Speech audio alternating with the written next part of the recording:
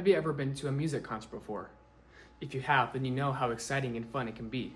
Dancing and singing along to the words, and overall having a great time. Although concerts can be fun, they can also be dangerous and unsafe. The Woodstock '99 Music Festival is known for its unsafe, and dangerous events. As someone who has been to music concerts, especially extreme ones, I can confirm that while concerts can be fun, they can be intense at some times. I will tell you about the 3-day events of the Woodstock '99 Music Festival that transformed from a weekend of excitement and anticipation into chaos and disaster. Let's talk about the first day of the festival. The first day started out with good vibes and peace, but because of many factors, it started to go downhill. Woodstock '99 was a revival of the Woodstock '69 festival with the goal to revive the feeling of love and connection that the original Woodstock had. People were excited about Woodstock '99 because of its many musical performers. As you can see, there are many musical performers ranging from different artists and genres like James Brown, Korn, Limp Bizkit, Alanis Morissette, and Dave Matthews Band. There were many artists from many genres, which caught the attention of several thousands of people. The first problem that occurred was the overpriced food and water. This immediately upset people because people suffered from the heat exhaustion and dehydration over the weekend. Due to budget cuts from event producers, there was not enough sanitation services for concertgoers either. According to an article from Newsweek published on August 5th, 2022, and I quote, "The cuts also hit sanitation services hard, and there were even reports of people suffering from trench mouth, a gum infection caused by a buildup of bacteria in the mouth that is often associated with trench warfare of World War I, end quote. Bathrooms filled up quickly and were unusable for long periods of time. The festival manager, Michael Lang, did not manage the entertainment properly and chose intense musical acts. He had hired multiple hard rock and metal bands such as Korn, Limp Bizkit, Metallica, Creed, Megadeth, and the Red Hot Chili Peppers. Korn performed on the first day and was the most intense act of the evening. During one of their most popular songs, the fans became violent by creating mosh pits, and some people started to make sexual advances towards women. After the musical acts of the first night, it was time for day 2 of Woodstock to begin. The second day did not go any better than the first. Bathrooms were still unable to be used, and conditions only got worse.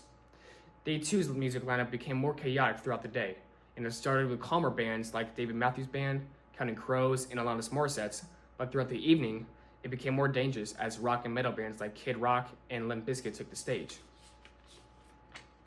As the music got louder and heavier, the more violent people got. According to Billboard, Mr. Gil Kaufman states, and I quote, "I stayed on site all night reporting on the aftermath of Woodstock '99, watching as black-helmeted stormtrooper-like police in riot gear marched into the chaotic scrum while looters smashed ATMs and vendor carts, set fire to 18-wheelers filled with soft pretzels, and crashed through the comically flimsy daisy-covered peace wall meant to keep non-ticketed hordes off site. When night came and the new metal band Limp Bizkit took the stage, chaos ensued. According to Variety, Mr. Jeff Cornell states, and I quote, "Once they launched into their song Break Stuff, things got worse. The crowd was so riled up that people started using tarps as makeshift trampolines, propelling people incredibly high in the air as others stood and jumped off the many pieces of plywood floating through the audience," end quote. After all of the musical acts had ended, many people were left hurt and there were more multiple sexual assault claims. It was starting to be a violent and negative atmosphere at this point, but there was still one more day of the festival. On the third and final day of the Woodstock '99 Music Festival, just about everyone was tired and miserable. On this day, country music star Willie Nelson was the first performer of the day, and he had helped make everyone feel more calm and settled after all the madness during the weekend. But the storm emerged once again, and as heavy metal bands like Creed and Megadeth took the stage, the crowd went wild. However, this night would be the most chaotic. On the third day, the festival organizers handed out candles to the crowd to help protest gun violence, but this backfired. More rock bands started to play, and people used the candles for burning. Most notably, their hard rock band known as the Red Hot Chili Peppers were the band of the night. By the time they were about to play their last song, there were already bonfires burning in the crowd. When they started playing, everybody had let loose. Cars were overturned, walls and plywood were ripped down, and even sound towers were destroyed. According to Billboard, this is Carla Hayes states, and I quote, "Long after the dust has settled and the fires have been extinguished, officials are still assessing the damage done at Woodstock '99. At press time, 4 deaths were linked to the festival," end quote. EMTs and medical staff were severely understaffed. People were injured and exhausted, and the place looked like a total mess.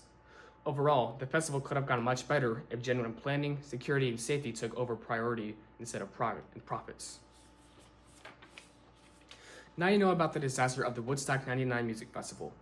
Concerts can be fun and lighthearted, but there is always a chance for things to go wrong quickly. Now you know how fast the Woodstock 99 turned into an event of peace and connection into chaos and disaster. Enjoying music should be a pleasure, and concerts should be an exciting and fun experience. Things can change quickly, and sometimes it doesn't take much for concerts to go haywire. So if you ever plan on going to a concert, just remember to be safe and be aware of what's going on around you. Thank you.